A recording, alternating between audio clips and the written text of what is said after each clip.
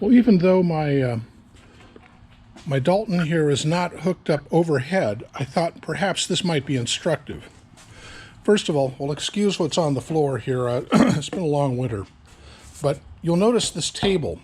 This is actually off of a DeWalt table saw, and I sort of retrofitted it to the Dalton. I didn't have a base for it, so this is what I found. Got this at Goodwill.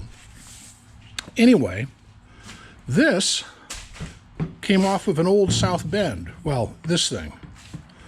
And what I did is I sort of mounted it backwards.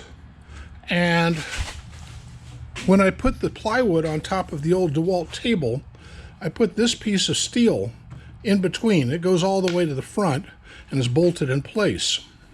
Then, as you can see, the Southbend thing is sort of pivoted up, and I have this pipe hooked up to it, which is then bolted in place. I think this is an old tie rod off of a Dodge that I used to put it in place. But anyway, I use a couple of hose clamps to hold these in position. That way I can tension the thing to get it just right so it hooks to the Dalton here. And the Dalton itself, well, the whole thing, well, let me turn on the power. And the whole thing is running off of this barrel switch here. And let's put it in forward. And then I have the whole thing on a dead man switch foot pedal, like this. You'll notice this pulley here.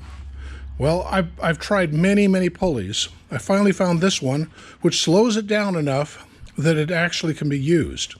You know, Daltons really should not be run all that fast.